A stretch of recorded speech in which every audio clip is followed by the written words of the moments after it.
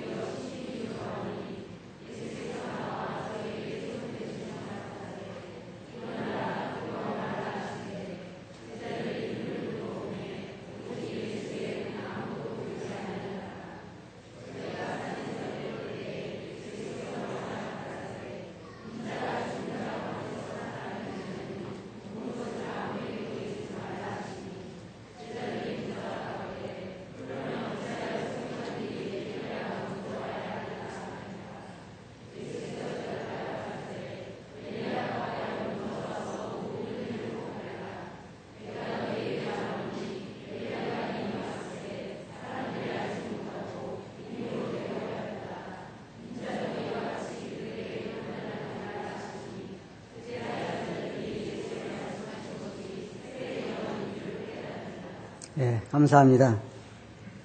저는 오늘 이 말씀에서 변화산에서의 예수님이라고 하는 주제를 가지고 말씀을 드리기를 원합니다. 예수님은 여러분이 잘 아시는 것처럼 하나님이시면서 또한 사람이십니다. 그래서 예수님께서 이 땅에 계실 때의 그 공적인 사역, 물론 그 전에도 그렇지만 예수님의 삶을 보면 하나님과 또한 사람의 모습이 거듭해서 우리가 나타나는 것을 볼 수가 있습니다. 여기 이 말씀에 보면 예수님께서 제자들을 세 사람을 데리고 이 변화산에 올라가셔가지고 자신의 모습에 그 변화된 자신의 모습을 보여주신 것을 우리가 볼 수 있습니다. 주님은 태어나실 때부터 여러분 잘 아신 것처럼 천사들을 통해서 그가 하나님이신 것을 우리들에게 말씀하셨고 또한 세례 요한을 통해서도 그가 하나님이신 것을 우리에게 말씀하셨고 거듭거듭 그가 하나님이신 것을 우리들에게 말씀하셨습니다. 여러분 잠시 한번 여러분들이 이 변화산에 있다고 한번 생각해 보시고 예수님의 변화하신 모습을 여러분들 한번 상상해 보시기 바랍니다. 저는 이 말씀을 공부하면서 이런 생각을 해봤습니다. 내가 만일 이 장소에 있었다면 나는 어떤 반응을 보일 것인가? 또 여러분들이 이 예수님과 함께 배를 타고 가다가 바다 위로 걸어오신 예수님 모습을 보셨다면, 그리고 풍랑이 심하게 치는 그런 바다를 향하여 예수님께서 잔잔하라고 했을 때 바다가 잔잔해지는 모습을 보았다면 여러분은 어떤 자세를 취했을 것인가 하는 것을 한번 생각해 보시기 바랍니다. 여기 나타나는 예수님의 모습을 보면 예수님은 분명 하나님의 그 본래의 모습, 자기 원래 이곳에 오기 전의 영광의 모습을 보여주셨습니다. 먼저 1절을 한번 보겠습니다. 엿새 후에 예수께서 베드로와 야고보와 그 형제 요한을 데리시고 따로 높은 산에 올라가셨더니 저희 앞에서 변형되사 그 얼굴이 해같이 빛나며 옷이 빛과 같이 휘어졌더라 그랬습니다. 왜 세 사람만 데려가는지 저는 잘 모르겠어요. 아마 다 데리고 갔으면 예수님에 대해서 많은 소문이 났을 것 같아서 그러셨는지 아니면 어떤 이유인지 잘 모르겠지만, 왜냐하면 예수님께서 그 이유를 우리에게 말씀해 주지 않으셨지만, 물론 이 세 사람이 혹시 그 제자들 중에 더 두드러진 그러한 사람들은 잘 우리가 알 수 없지만, 그러나 어떻든 제자들 세 사람만 데리고 올라가셨습니다. 또 다른 경우를 보면 예수님께서 죽은 자를 살릴 때도 보면 다 데려가지 아니하고 몇 사람만 데려가는 것을 우리가 볼 수가 있는데, 세 사람만 데리고 올라가셔서 산에서 자신의 원래의 그 모습, 그러니까 인간의 육체를 입고 이 땅에 오시기 전의 모습으로 자기 자신을 보이신 것을 우리가 여기서 볼 수 있습니다. 근데 이 말씀 보면 그 얼굴이 해처럼 밝게 빛났다 그랬습니다. 여러분 태양 바라보신 적 있으세요? 그냥 맨눈으로는 볼 수가 없죠. 굉장히 빛나는데 얼굴이 여기 보면 예수님 얼굴이 해같이 빛나며 옷이 빛과 같이 휘어졌더라. 근데 제가 생각할 때요, 만일 내가 예수님과 함께 변화산에 올라가서 예수님이 이렇게 얼굴이 해처럼 빛나서 볼 수 없고 옷이 휘어서 광채가 나서 볼 수 없을 정도로 그렇게 됐다고 하면 그 뒤에 내려와서는 완전히 예수님을 보는 눈이 달라졌을 것 같은데, 여러분이 볼 때 세 사람의 제자들은 그 후에 어떻게 됐던가요? 베드로를 보면 베드로가 어때요? 예수님 모른다고 부인하잖아요. 저는 이 말씀을 공부하면서 이해가 되지 않았던 것이 뭐냐면, 어떻게 그런 모습을 보고도 예수님을 부인할 수 있었을까? 여러분 우리 같으면 안 그랬을 것 같죠? 그런데 우리도 여전히 마찬가지인 것을 볼 수가 있어요. 제자들 앞에서 예수님이 변형되셔 가지고 원래의 그 주님의 모습을, 그 영광스러운 모습을 보여주셨는데, 이 제자들의 삶을 보면 역시 마찬가지인 것을 우리가 볼 수가 있습니다. 구약에서 언급하고 있는 하나님의 모습들을 보면 지금 예수님께서 변화하신 그 모습들과 비슷합니다. 모세가 하나님을 본 모습이라든지, 구약의 선지자들이 하나님 모습을, 하늘에 있는 보좌를 보고 그 모습을 봤을 때의 모습이라든지, 여기 지금 제자들이 말하고 있는 주님이 변화된 모습을 이야기할 때의 그 모습이 바로 그 모습인 것을 우리가 알 수 있습니다. 그분의 영광을 드러내는 모습이었고, 그리고 그분의 얼굴이 해같이 빛난다 그렇게 말하고 있는데, 요한복음 1장 14절 보면 요한이 말하기를 말씀이 육신이 되어 우리 가운데 거하심에 우리가 그 영광을 보니 아버지의 독생자의 영광이요 은혜와 진리가 충만하더라 그랬습니다. 그리고 구약의 계시록에 보면 1장 13절에서 16절까지 보면 초대 사이에 인자 같은 이가 발에 끌리는 옷을 입고 가슴에 금띠를 띠고 그 머리와 털의 희기가 흰 양털 같고 눈 같으며 그의 눈은 불꽃 같고 그의 발은 풀무에 단련한 빛난 주석 같고 그의 음성은 맑은 물소리와 같으며 그 오른손에는 7별이 있고 그 입에서 자유 날쌘 검이 나오고 그 얼굴은 해가 힘있게 비치는 것 같더라. 그러니까 요한이 본 모습이 변화산에서 본 주님의 얼굴이 해같이 비치는 것 같더라. 같은 모습으로 묘사하고 있습니다. 주님께서 부활하셔서 하늘나라에 승천하신 다음에 그 모습을 보여주고 있는 것이 바로 요한계시록에 기록하고 있는 그런 말씀입니다. 사실상 여러분 생각해 보세요. 예수님께서 세상에 태어나셨을 때에 천사들이 예수님이 바로 하나님이신 것을 이야기했습니다.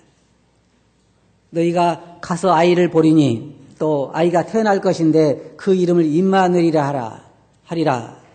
그게 뭐예요? 하나님이 우리와 함께 계시다 함이라. 다시 말하면 그분이 하나님이라는 말입니다. 또한 구약에도 여러 곳에서 예수님께서 하나님이신 것을 말하고 있습니다. 그리고 예수님께서도 여러분이 성경 보시면 아시겠지만 요한복음 8장 58절 보면 예수께서 가라사대 진실로 진실로 너희에게 이르노니 아브라함이 나기 전부터 내가 있느니라. 주님은 이 땅에 계실 때에 사람들과 많이 부딪혔는데 뭐 때문에 부딪혔냐면 하나님의 모습을 보일 때마다 사람들과 부딪혔어요. 그도 그럴 것이, 제가 몇 주 전에 저희 교회에 책자가 하나 와서 보니까 거기에 뭐라고 써 있었냐면 재림 예수라고 써 있었어요. 그 얼굴도 사진도 탁 찍어가지고 이렇게 오는데 그 사람이 제 이름만 예수라는 거예요. 그럼 제가 그 사진을 보고 그 책자를 보면서 제 이름 예수라고 할 때 어떤 생각이 들었겠어요? 사기꾼도 이런 사기꾼이 없다 그랬죠. 물어보나 많아잖아요. 또 우리나라에도 지금 뭐 어떤 사람이냐면 자기가 성령이라는 사람도 있잖아요. 성령이라는 사람 부인은 누구예요? 하나님 어머니라는 거예요. 그럼 여러분 어떤 생각 들어요? 보나마나 들어보나마나 믿을 수가 없는 거예요. 근데 예수님께서도 이 땅에 오셔가지고 사람들에게 뭐라고 말씀하시냐면 나는 아브라함 나기 전부터 있느니라. 그래서 당시 사람들로서 믿기가 참 어려웠던 얘기입니다. 그래서 예수님께서 뭐라고 말씀하셨냐면 내 말하는 걸 못 믿거든. 내가 하는 걸 보고 믿으라. 예를 들어 이렇게 생각해 봅시다. 만약에 어떤 사람이 와가지고 내가 제 이름 예수다. 그러면 제가 그 말은 못 믿겠지만 만약 그가 죽은 자를 살린다든지 또 그가 바다에 가가지고 저하고 같이 바다에 가가지고 이번에 태풍이 또 올라오는데 태풍들을 잔잔하라 그러면 잔잔해진다든지 또 만약의 경우에 그가 산에 올라가서 저하고 같이 가자고 그래가 올라갔는데 얼굴이 해같이 빛난다든지 옷이 하얗게 변하든지 그러면 제가 그분을 뭘로 믿겠어요? 저는 틀림없이 제 이름 예수로 믿을 수가 있어요. 근데 문제는 뭐냐면 오늘날 한국이나 세계적으로 자기가 예수라 그러고 자기가 선지자라고 그러는 사람들이 말은 그렇게 해도 실제로 하는 것은 그렇지 않다는 것입니다. 예수님께서 내가 아브라함 나기 전부터 있느니라 라고 말씀하신 거라든지 또한 예수님께서 그 외에 말씀하신 것들이 많이 있습니다. 예수님께서 종교인들에게 뭐라고 말씀하셨냐면 다윗이 메시아가 오면 다윗의 후손으로 올 것이 아니냐. 그런데 다윗이 어떻게 자기 후손에게 자기 주라고 했느냐. 이 종교인들이 답할 수가 없었어요. 다윗이 어떻게 자기 후손에게 주라고 말할 수 있느냐. 그래서 그가 메시아인 것을 말하고 있고 예수님께서는 이 땅에 오셔서 자기가 죄를 사하는 권세가 있다는 것을 종교인들에게 이야기했을 때 그들은 예수님을 핍박했던 것입니다. 왜냐하면 하나님 외에는 죄를 사할 수가 없기 때문입니다. 그래서 예수님이 하신 건 뭐냐면 내가 죄를 사할 수 있는 권세가 있다라고 하는 말씀은 무슨 말이냐면 내가 하나님이라 그 말입니다. 그리고 내가 아브라함이 나기 전부터 있느니라고 하는 말씀도 다시 말하면 내가 하나님이라고 하는 말입니다. 유대인들이 받아들이기는 참 쉬운 얘기가 아닙니다. 하지만 예수님께서 말씀하신 것처럼 그 하신 일을 보고 우리가 믿을 수 있는 것입니다. 주님이 하신 일들이 뭐예요? 주님이 하신 일들 보면 죽은 자를 살린다든지 여러분과 함께 어떤 사람이 저도 요즘 가끔 보면요 참 안타까운 사람들이 많이 있어요. 주님께서 제게 죽은 자도 살리고 병자를 고칠 수 있는 능력을 주셨으면 참 좋겠어요. 가끔 병원에 가보면요 너무 사정이 딱한 사람들이 참 많이 있어요. 그때 그런 사람들에게 제가 손만 얹으면 다 낫고 그렇다면 얼마나 좋겠어요. 저번에도 우리가 요 근래에 장례식을 많이 치렀죠. 장례식장에 가보니까 이번에 우리 모치님이 돌아가신 연세가 90이 다 되셨기 때문에 그렇게 다 서운해한 사람이 별로 없는 것 같아요. 그런데 그 장례식장에 가보니까 옆에 상주라고 있는데 보니까 초등학생이 상복을 입고 앉았더라고요. 젊은 여자 사진이 이렇게 있고. 제 마음이 참 아팠어요. 초등학생이 상주라고 큰아들이 와서 앉아있으면 그 돌아가신 분이 얼마나 젊었겠어요. 그때 제가 어떤 생각이 들었냐면 저 시신이가 있는 곳으로 가서 시신에다가 이름을 부르면서 나오너라 그러면 나왔으면 얼마나 좋을까. 그렇잖아요. 그러면 그 장례식장에 있던 사람들이 어떤 일이 일어났겠어요. 깜짝 놀라가지고 그 초등학생이 상주로 앉아있는데 어머니가 살아서 돌아오면 얼마나 좋겠어요. 그런 능력이 우리에게 있다고 하면, 나에게 있다고 하면 그런 생각을 해봤는데 예수님께서는 바로 그러한 능력을 가지고 썩어서 냄새가 나는 그러한 시체 앞에 가서도 살리고. 근데 제가 물론 이제 나중에 말씀드리겠습니다. 저도 마찬가지지만 우리가 인간이 얼마나 이해가 안 가냐면 보세요. 제자들이 12명이 어디 갔었어요? 나사로를 살리는 데 갔었죠. 그 다음에 바다가 잔잔하라 그랬을 때 바다가 잔잔한 데 있었죠. 바다 위로 걸어오신 예수님을 보았죠. 중풍병자를 고치는 것도 보셨고 다 보고 결국은 여기에 있는 이 제자들 또 3명은 변화산에 올라가서 주님의 변화된 모습을 보았고, 그리고 또 예수님께서 많은 병자도 고치고 많은 걸 보았어요. 그러면 우리 생각에는 예수님께서 하나님이신 걸 믿고 그가 말씀하신 건 다 믿을 것 같은데, 예수님께 돌아가신 다음에 제자들이 엠마오로 가면서 뭐라고 그랬어요? 우리는 이 사람이 이스라엘 나라 백성들을 구원할 자로 바라는데 죽었노라. 예수님께서 뭐라고 그랬어요? 성경에 말한 모든 걸 더디 믿는 믿음이 없는 자들이라고 책망하셨습니다. 그 정도 되면 그 정도 많은 것을 3년 반 동안 그 많은 것을 관찰하고 지켜보고 그랬으면은 우리 생각에 주님 말씀을 다 믿고 따를 것 같은데 사실은 그렇지 않았다고 하는 것입니다. 예수님께서 하신 것을 보면 바다를 잔잔케 하시기도 하시고, 마가복음 4장 41절 보면 저희가 심히 두려워하여 서로 말하되 저가 뉘기에 바람과 바다도 순종하는 거 하더라. 그때는 참 너무 놀라고 감동을 받았지만 지나고 나서 그걸 잊어버렸습니다. 나사로를 살리는 그런 모습도 우리는 여기에서 볼 수가 있습니다. 구약의 성도들의 증언은 어떠합니까? 모세도 나와 같은 선지자 한 사람을 세울 것이라고 예언을 했고, 또한 구약에 있는 많은 예언들이, 예수님에 대한 많은 예언들이 다 신약 성경에 이루어졌습니다. 예수님께서 너희가 성경에서 영생을 얻는 줄을 생각하고 성경을 상고하거지만 이 성경이 곧 내게 대하여 증거하는 거라고 이야기하셨습니다. 성경이 말하고 있고 구약에 많은 선지자들이 예언하고 있고 신약에 와서 많은 사람들이 그걸 지켜봤는데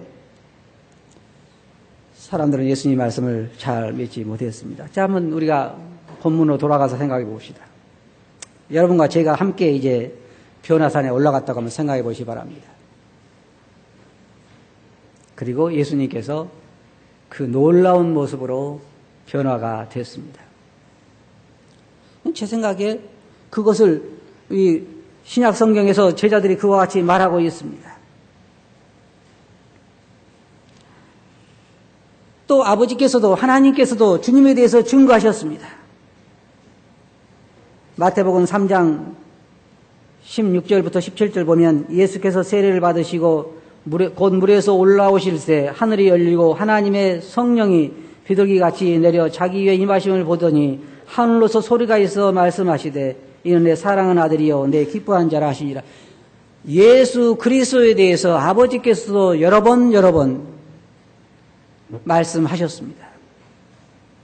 여기에 마태복음 지금 17장 우리가 읽어본 본문 말씀 5절에 보면 말할 때에 호련히 빛난 구름이 저희를 덮으며 구름 속에서 소리가 나서 가로되 이는 내 사랑하는 아들이요 내 기뻐하는 자니 너희는 저희 말을 들으라. 아버지께서 그렇게 증거하셨습니다.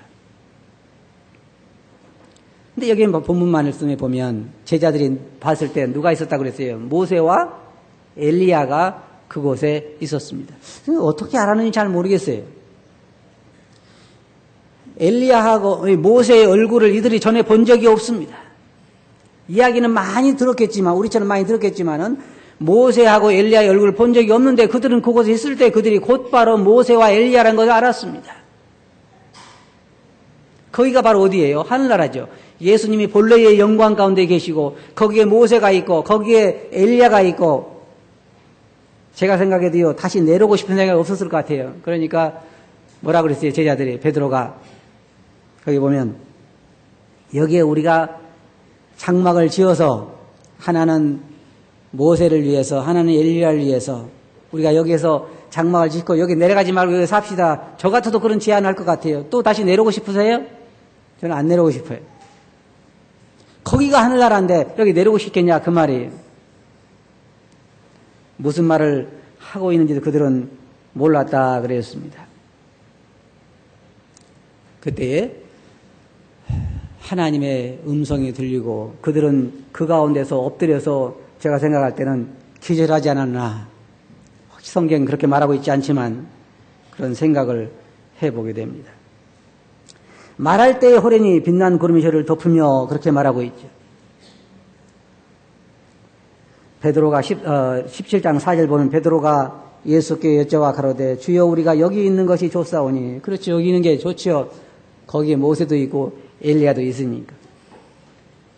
주께서 만일 원하시면 내가 여기에 초막 셋을 짓되 하나는 주를 위하여 하나는 모세를 위하여 하나는 엘리야를 위하여 하리이다. 사실 이렇게 이야기했을 때 베드로는 무슨 얘기를 하는지 자신도 몰랐습니다. 그리고 구름이 저를 덮으며 소리가 났고 그 다음에 눈을 떠보니까 일어나 보니까 예수님의 본래의 모습대로 돌아와 있었습니다. 10절에 보면 제자들이 묻자와 가로되 그러면 어찌하여 만일 예수님이 메시아라고 하면 그 말입니다. 왜냐하면 이들이 알고 있는 건 뭐냐면 메시아가 오시기 전에 꼭 먼저 그 소식을 전하는 엘리야가 와야 된다고 하지 않았습니까? 여기에 그래서 어찌하여 서기관들이 엘리야가 먼저 와야 하리라 하나이까? 서기관들과 바리새인들은 예수님을 메시아로 받아들이지 않고 거절했습니다. 아마 그 이유 중에 하나가 그거였는지 모르겠습니다. 엘리야가 오지 않았다는 것. 그래서 예수가 메시아가 아닌 이유는 아직 엘리야가 오지 않았다 그렇게 주장할 수도 있겠죠. 그러니까 여기서 어찌하여 그들이 엘리야가 먼저 와야 하리라 하나이까? 예수님께서 대답하여 가라사대 엘리야가 과연 먼저 와서 모든 일을 회복하려니와 내가 너에게 말하는 엘리야가 이미 왔으되 사람들이 알지 못하고 임으로 대화했다고 했습니다. 그 사람이 누구라고요? 세례 요한이 엘리야의 심령으로 온 자라 그랬습니다. 자, 여기 보면 세례 요한은 뭐라고 했습니까? 누가복음 3장 16절 보면 요한이 모든 사람에게 대답하여 가로되 나는 물론 너에게 세례를 주거니와 나보다 능력이 많으신 이가 오시나니 나는 그 신들매 풀기도 감당치 못하겠노라. 그는 성령과 불로 너희에게 세례를 주실 것이요 손에 키를 들고 자기의 타작마당을 정하게 하사 알고 모아 곡간에 들이고 쭉정이는 꺼지지 않는 불에 태우시리라.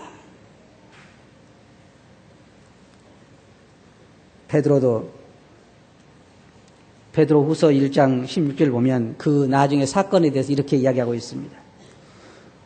우리 주 예수 그리스도의 능력과 강림하심을 너희에게 알게 한 것이 공교히 만든 얘기를 쫓은 것이 아니요 우리는 그의 크신 위엄을 친히 본 자라. 지극히 큰 영광 중에서 이러한 소리가 그에게 나기를 이는 내 사랑하는 아들이여 내 기뻐하는 자라 하실 때에 제가 하나님 아버지께 존귀와 영광을 받으셨느니라. 이 소리는 우리가 저와 함께 거룩한 산에 있을 때에 하늘로서 나옴을 들은 것이라 그랬습니다.